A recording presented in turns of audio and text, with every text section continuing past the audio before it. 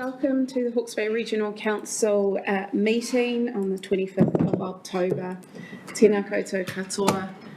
Could I please hand the rako to you, Charlie, to open our meeting with the karakia?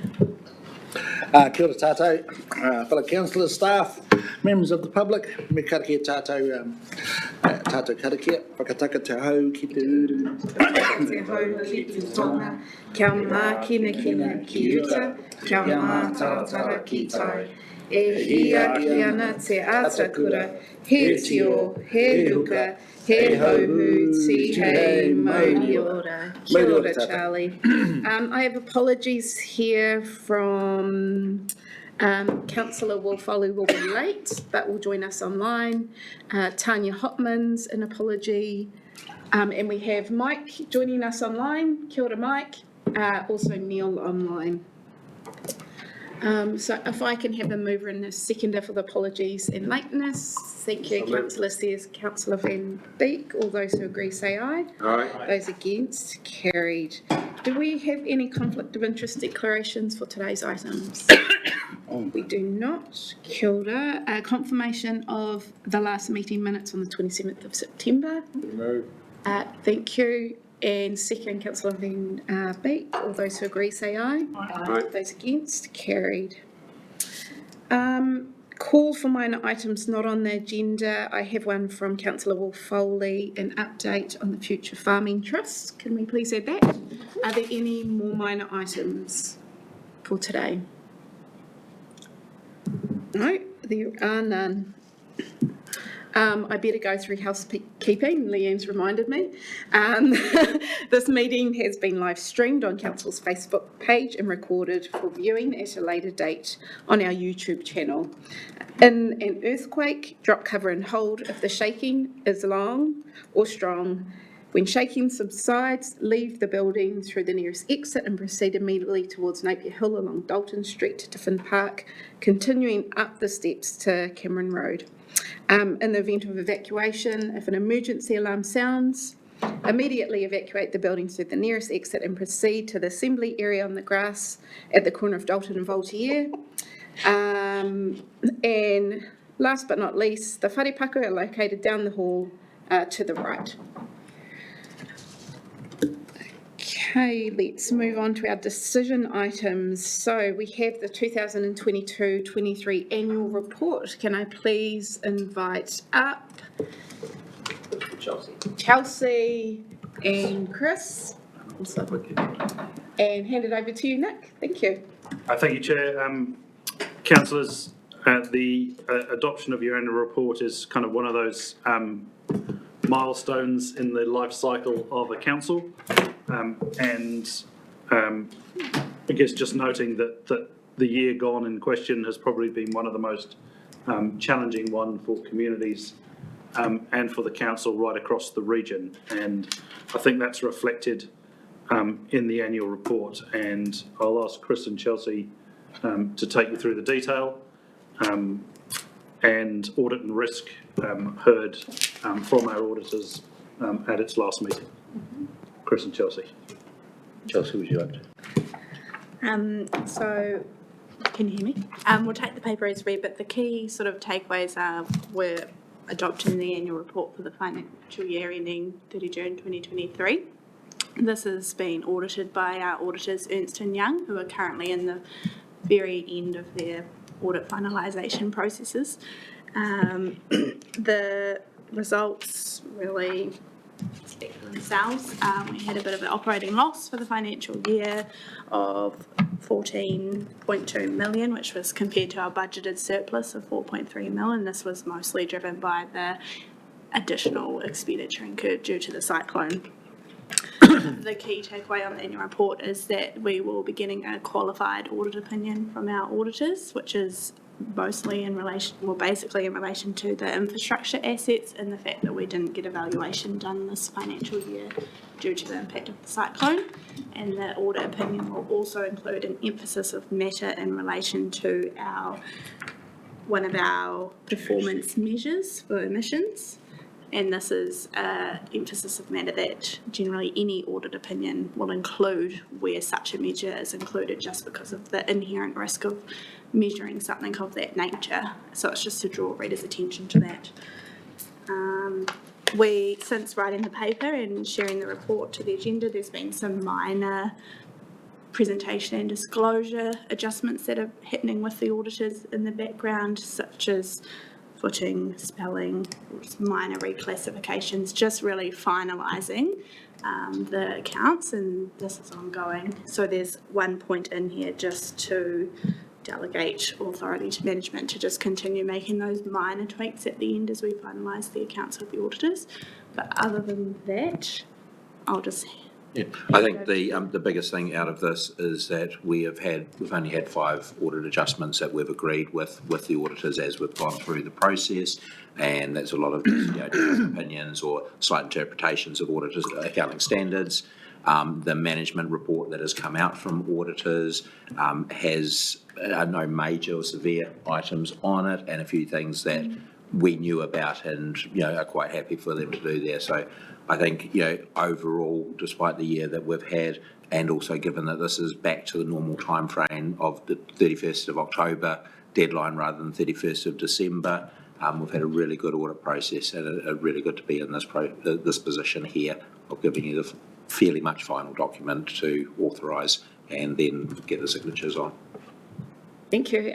Just really want to commend both you and all the staff who've been involved in this report. It's a brilliant, fantastic, easy to read. So in terms of communicating and engaging with the reader, I think that's been set quite high, that bar. So any questions across the council table? Thank you, Not a question, but a comment, really. I just wanted to commend you also.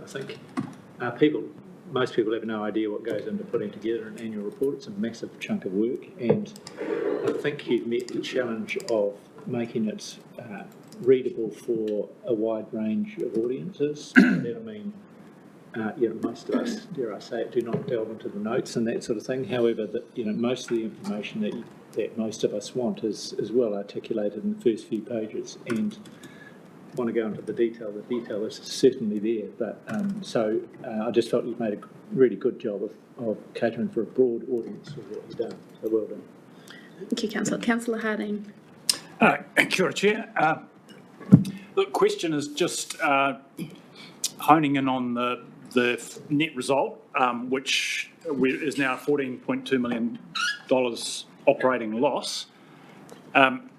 Now, I do note that the draft annual report, page 5, has 18.2, and so that's just one of those minor matters. I mean, $4 million is not minor, but my understanding of the reason for that is simply that one of the audit adjustments was to recognise $4 million of insurance proceeds, the first $4 million.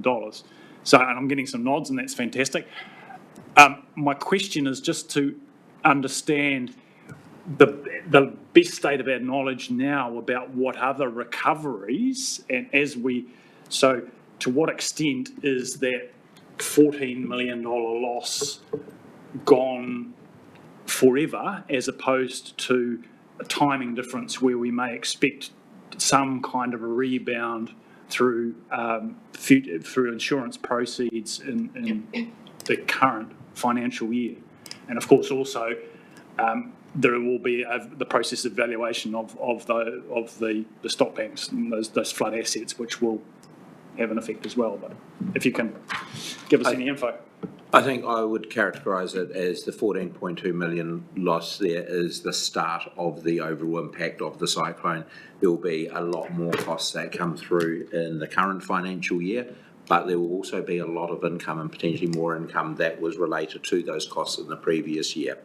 Separately to council reports, we will have papers coming back on the cyclone recovery and all of the elements of the cyclone and the impact and the actual impact on HBRC from all of those, and whether, how much of those we get funded from external agencies, insurance, NEMA, and how much of it ends up being part of our cyclone or regional recovery rate that we've put into there. At this point in time, I think the last paper that we brought to you said that overall we were expecting somewhere around a $15 million sort of cost to the organisation overall from all of these.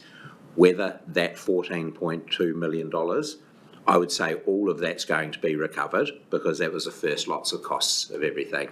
But there are further costs that have happened since the 1st of July that we may not get full recovery on going forward. But we are working through in terms of our annual plans and long-term plans to put in the cyclone recovery rate, which will help to actually pay for those items there. Okay, and just following on from that, that's in line with the working understanding. I think we've had it as councillors from previous briefings. The $15 million, the approximate $15 million real impact, if you like, ignoring timing differences. I think we were of the understanding that in part that would be offset by savings, by things we didn't do because we either had to or we were able to divert resources in the previous financial year as in response to the event, the cyclone. So is it reasonable for us to expect that $15 million is actually something less than that because we also had some cost savings last year? I think I'll leave that to the next paper that we bring on the cyclone, because as we mentioned in the last one, a lot of these numbers are changing quite considerably. You know, what we thought right at the start in terms of the stop bank rebuilds and the amount that we'd need to spend on those has changed quite a lot from those first initial estimates down to where they are now. Our conversations with insurers and NEMA and the likes, we do have a changing situation in there with, sometimes some of the costs that we're putting forward to them actually being a little bit more okay with paying out those costs and covering that cost where we thought we may not have got as much coming into there. I think as it stands at the moment, around $15 million is still our best guess, best estimate as to where we might have a gap between the external funding and the costs associated with the cyclone in there. And, effectively with a $5 million rate, that's, 3 or 4 years worth of that. Thank you. Yeah, would you like to add anything there? Just that I think the trajectory has been downwards to get us to that roughly $15 million from probably where officers thought we might be kind of immediately post-cyclone. So whilst there's still some challenges in there, it's a better situation than I think if you'd asked the same question back in May or June. Councillor Williams. Yeah, thank you. Look, picking up, firstly in relation to the comments, and totally endorse the comments about not only the effort of putting together the annual report, but everything that it represents in terms of what's been thrown at this organisation over the last 6 months, for that to wash down to the result that it has is actually quite a remarkable achievement. But I am wanting our ratepayers to be able to understand what the implications going forward are for them of a $15 million revenue shortfall. And am I right in thinking that it would be the equivalent of 3 years of the cyclone recovery charge this year at $75 a property is about $5 million a year? It would take about 3 years of that to recover that, or do we recover it from reserves? Do we not recover it at all? Do we just take the hit on the balance sheet? What do we do? What I said before is the 15 million is after we've utilised a number of the other avenues, like a bit of an under expenditure on some other areas and that.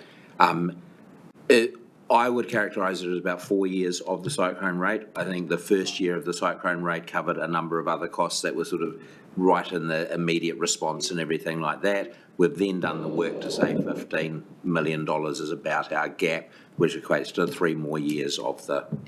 But it is necessary to recover that from ratepayers rather than draw on reserves, or it comes down to the same place.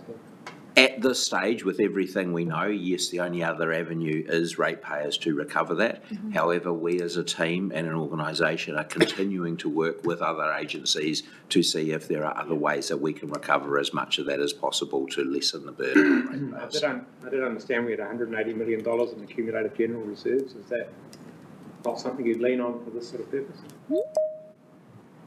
That will be something that we would bring back as part of our long-term plan discussions as a council as to what are the most appropriate uses for some of those reserves versus ratepayer funding in there for these types of expenditure. Yeah, I just wanted to add, Chris, that above and beyond what you've told us is the LTP discussion that we need to go through, and particularly what that rate rise will look like and what other avenues we can utilise as a council to reduce that burden. Thank you. No, I have one other question, Chair, and it's on a totally different topic. And I'm somewhat loath to go there, but feel somewhat duty-bound equally to do so. But under the achieved column, maybe this is a question to someone else. It's not to do with finance. Okay. Oh, when we ask it, we'll try and find the right staff member to answer. It's to do with our telemetry. It's said that the percentage of time that priority telemetry, telemetered rainfall is operational, that we've achieved that target. Is it realistic really to say that we did achieve that with 5 sites being off air for up to 5 days? Is that a fair representation of our level of service in our annual plan? Some comment on that.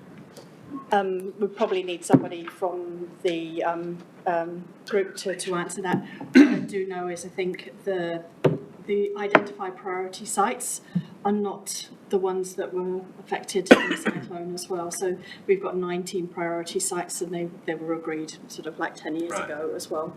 And that's probably why there's a gap between the it looks like it's achieved, but they're not included in that. Okay, thank you, Sarah.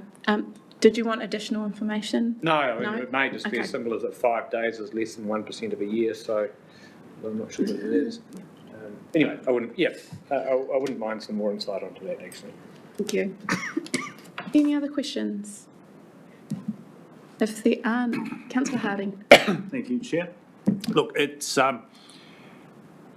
can't, I believe, go without noting that actually whilst we had an operating loss of $14.2 million, we have an overall loss for the year of $55 million. And there have been a number of things that have come into play there. The biggest one, though, is revaluation downwards of port shares. So I'd just like Council, for the record, to explain the big movements that have brought us down to $55 million loss and give a perspective on how they see that in terms of our overall equity and our ability to continue our business. Mm-hmm. Chris, is that something that you can answer? No, not me personally on the port shares. Is there someone else that is? I think that the question was more around the significant activities that have led us to. Well, yeah, too, both the significant activities and what that actually means in real practical terms. I mean, I'm happy to give my opinion on that, but I thought it more appropriate if staff were give their opinion on it. Unrealised loss. Staff, do we have someone who could answer that? Or is this take it offline? Well, if we don't have anyone I here. will just express a quick opinion if you like. That might help. That might help direct the question. Yeah, not just something. Look, we know the balance sheet. We have an overall loss of $55 million. So basically 3 times our operating loss, and there were a bunch of components to that. As I said before, the biggest one by a chunk, and I think it was $25 million. And we go to note, if I was fast enough to go to note 18, then it breaks it down there. But off the top of my head, $25 million was port share revaluations. There was also revaluations in our carbon assets, and there was something else that I can't recall. So the overriding point is that those are paper losses. In the short term, we can afford to look through them, but we can't keep on.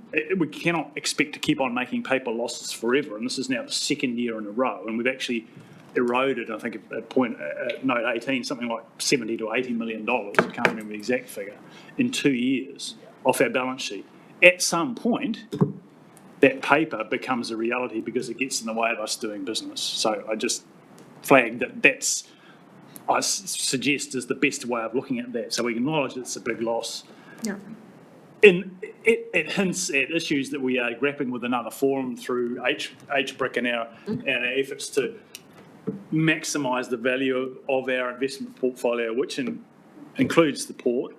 There's no intention, I don't believe, to dilute our value, our investment in the port, but we can't, at the same time, can't go on forever bleeding capital through poor investment returns. Thank you. I think it's reflective of the more conservative strategy that we've had as a council in terms of our investments, maximising returns for the longer term rather than short-term gains. And over, previous years, 3, 4, 5, 6 years ago, we have had some quite significant gains in a number of these areas, especially leasehold property, and that where the returns that we've had in some years have been quite significant gains sitting in there. And yes, the last 2 years we have seen some of those unrealised losses, as will a lot of people in their KiwiSaver funds and other things that are around there. And as a council, you've mentioned that we will be looking at this as part of the investment strategy and that as to whether this is still the appropriate risk matrix that we use as a council in terms of our investment strategy for going forward. But it's one of those things with investments that you try not to make a knee-jerk reaction to some big losses because sometimes they do happen. But if you're playing for the longer game, that you've got a better return over that longer term. Thanks, Chris. Thanks, Councillor Harding. If there are no other questions, I call for a mover of recommendations 1 and 2 that receives and considers the annual report. Councillor McIntosh and second by Councillor Harding. Would you like to speak? No, I don't have anything to add to my earlier comments. Thank you. Councillor Harding? No, thanks. Any other comment? None. All those who agree say aye. Aye. Those against? Carried. Kia ora. Thank you, team. Thank you. Thank you, Sarah. We are on to the next item 6, the election of Corporate and Strategic Committee Chair.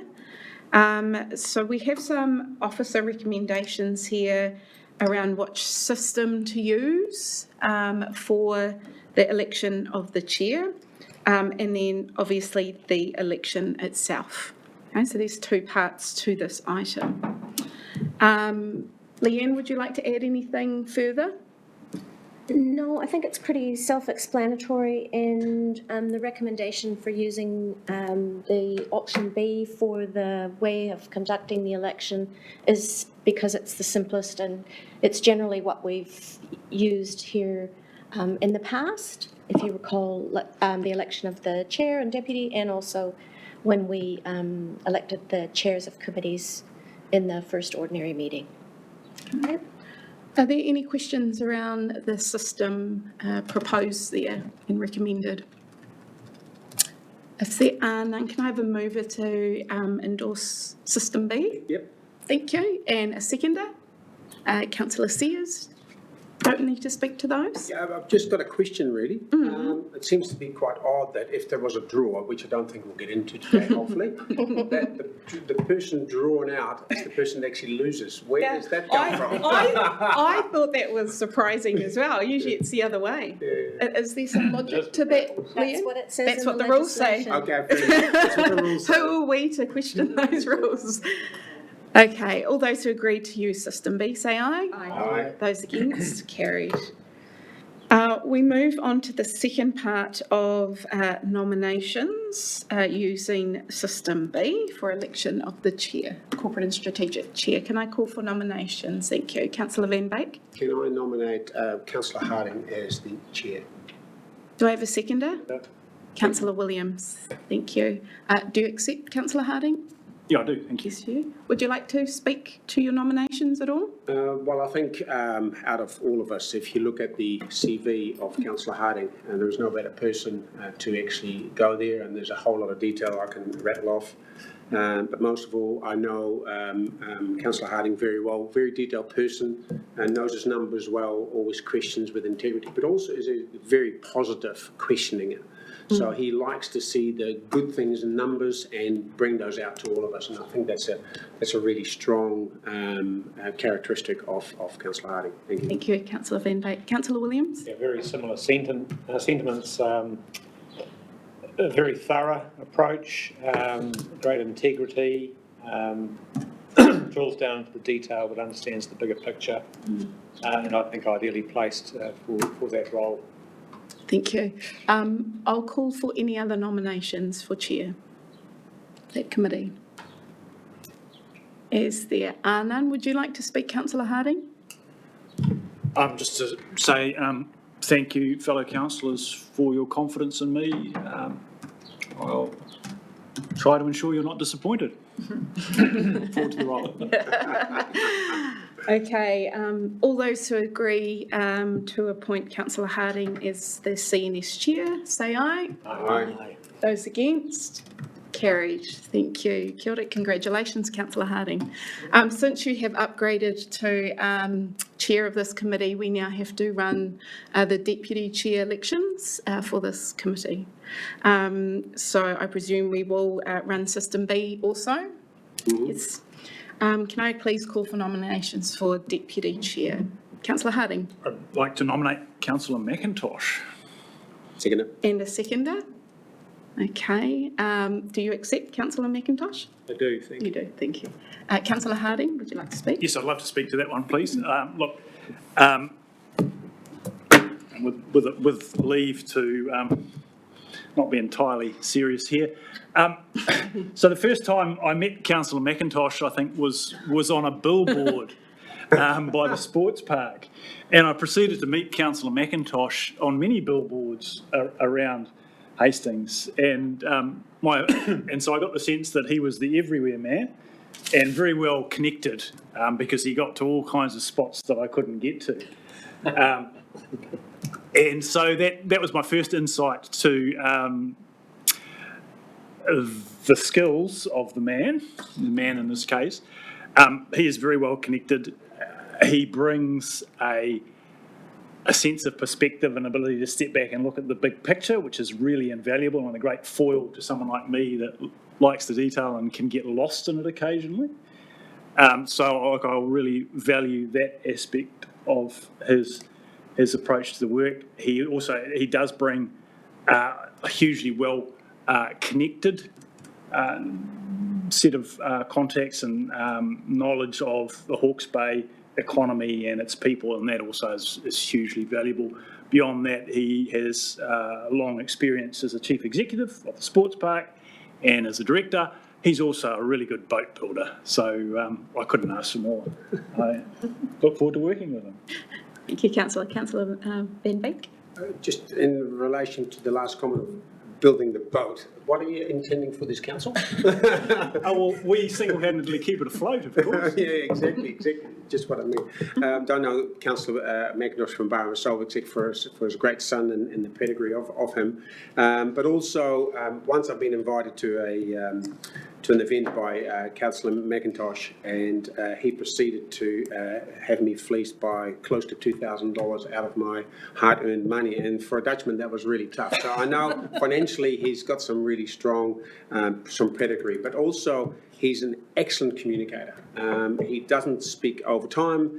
He's clear, concise, thinks things through, and I think he'll be a really good partner to Councillor Harding, who's maybe the opposite.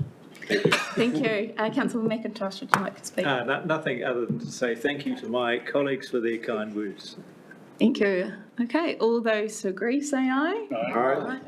Those against, carried. Congratulations, Councillor McIntosh, and thank you both for bringing your leadership skills to this committee. Kia ora. Congratulations. Leanne, have I covered everything there for you? Yes, Thank you. thank Kia you. ora. We do move on to item 7, which is affixing the common seal. If there are no questions here, there are none. Can I have, I'm happy to move. Can I have a seconder? Councillor Harding, thank you. All those who agree say aye. Aye. Those against, carried. We move on to item 8, the report from the Cyclone Recovery Committee. Councillor Sears, would you like to lead us out on this? Yeah, thank you, Madam Chair. The paper is very thorough in the committee's work that day. It was quite a big agenda, particularly focused on Katrina's team and the regulatory work that had taken place after the cyclone. I think probably the headline for the Cyclone Recovery Committee now is looking to move the work that we've been doing into our business as usual in a more streamlined way, that the Cyclone Recovery Committee as a construct probably needs to look now towards the future and moving back into its environmental work, carrying through the work streams into BAU. So I'd be expecting to see that probably later this year or earlier next year, and happy to receive comments or feedback from councillors around that as we get closer. And also to thank the staff. You can just see from those top headlines, all of those pieces of work that we went into were incredibly detailed. The cyclone doesn't just create a lot of work out in the field, but in terms of the background work for staff to be monitoring and building papers around all these work streams, really been huge. So I really want to thank them for that. Thank you, Madam Chair. Thank you, Councillor Sears. Are there any questions regarding that paper? We did have a lot of opportunity to go into those items, discuss them. So really this is just an endorsement from that meeting. If there are no further questions, would you like to move? Thank you. And Councillor Roadley? Yes. Yep. Any more comment? No? Okay, all those who agree say aye. Aye. Those against, carried. We move on to the report from the RPC. We'll take this as read. There were no decision items, basically just informational updates. If there are any further questions from that meeting? There are none. I'm happy to move and second Councillor Van Beek. All those who agree say aye. Aye. Those against, carried. On to the report from the Clifton to Tangoil Coastal Hazard Strategy Joint Committee. Councillor Van Beek, would you like to lead us on this? Thank you, Madam Chair. Once again, unfortunately, I wasn't at the last meeting. I couldn't actually chair the entire meeting, and I've been remiss lately, being double booked and so forth. And I met with of all people, the ambassador of Israel in the second part of this meeting, and he no longer resides in New Zealand. He was called back to Israel, unfortunately for him, and unfortunately also for what is happening in that particular part of the world. He did give me, and I'll just quickly, he gave me a book about water, which is really important. Let There Be Water, because Israel is a very important knowledge hub in the Middle East for that particular piece of work, and no doubt we can learn something from. Anyway, back to the meeting. So there were no decision items, and we're definitely looking at, and the TAG has been working on submissions in regards to the work that is happening in central government, and they're all at very short time frames. So hopefully we'll get a report back at our next meeting on the 10th of November. It will be a short meeting. There is just not much happening currently. We're short-staffed to continue some of the work that we need to be doing, and most of the work that is actually happening and done in this particular space is done by the TAs, Hastings District Council and Napier City Council. We will be looking at a workshop in regards to future funding, which is actually very important for this whole project. So if there are any other questions, that's my report. Thank you, Councillor Van Beek. Are there any further questions? Councillor Williams. Yeah, I have a question. Thank you to Councillor Van Beek. The item 3, there's two quite significant and very pertinent initiatives underway from the Ministry at the moment with the Select Committee into inquiry into climate adaptation. There was a big report that was released recently for submissions, and the National Policy Statement. Is it appropriate now, or it seems that the dates for submissions are pretty imminent, to just get an understanding of what those documents are very broadly tackling or recommending, and what we might be saying about that as an organisation? Because clearly, in terms of what we've just been dealing with land categorisation and what have you, and in the coastal hazards context, these are highly relevant. Is there any heads up you get from the staff on that? Thank you, Councillor. Just as an update, in terms of the climate adaptation bill, the regional sector as a whole, Te Ora Kahika, is submitting on that. And Liz Lambert, former CE here, is authoring that and has been in to meet staff involved in terms of their experiences from the cyclone. And I'd be happy to circulate the draft to members after this. That might be the most efficient way to do it. FYI, that'd be Thank you, Nick. If no further questions, you're happy to move Councillor Van Beek? Yep. And second, Councillor McIntosh. All those who agree say aye. All right. Those against, carried. Thank you, team. Discussion of minor items. We have one from Councillor Foley, an update on the future farming trust. Kia ora, Will. Hand over to you. Unmute. Unmute your lips. You got a halo. Kia ora, Chair. Apologies, everyone, for my lateness. But thank you for the opportunity to speak today.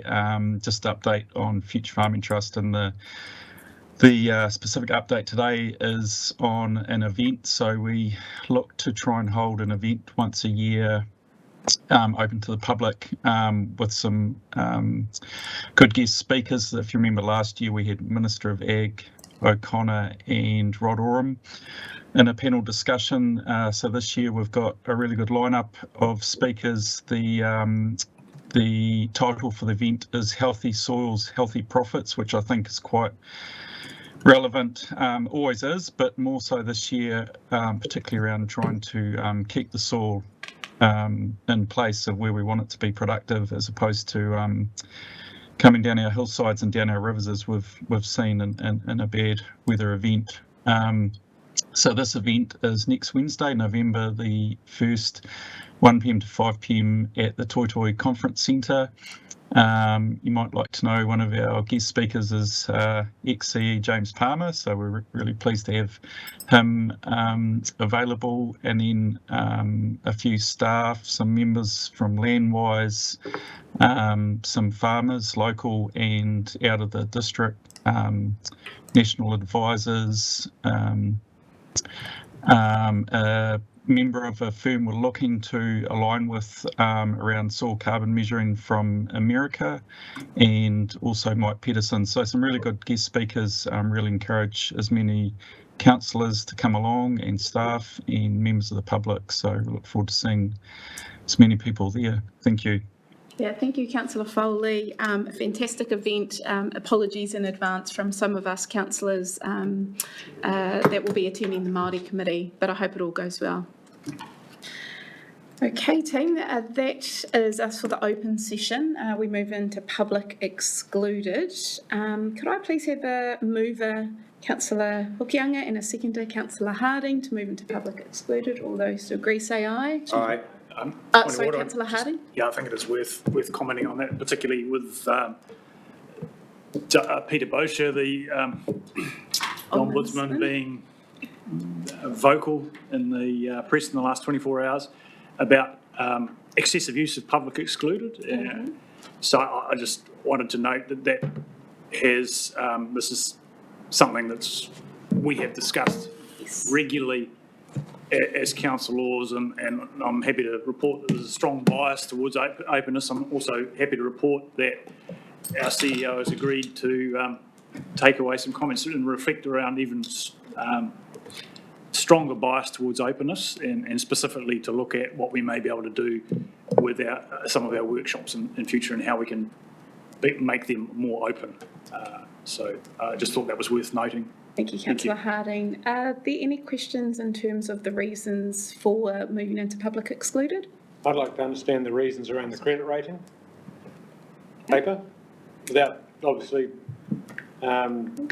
disclosing the content of the paper, just explaining to our public why it does potentially create some commercial prejudice for us to go into that arena in anything but public excluded. Okay, that's item 13.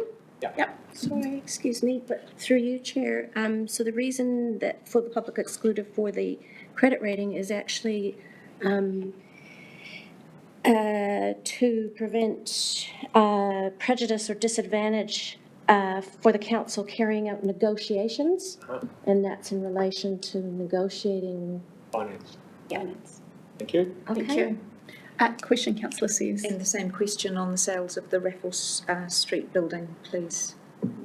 Leanne. Through you, Chair, and the same reason, because we don't want to prejudice council's ability to negotiate a price for the sale by revealing that in open session. Are there any further questions to reasons for moving into public excluded? There are none. So I'll take the original mover and seconder. All those who agree say aye. Aye. Those against, carried. Kia ora. Thank you.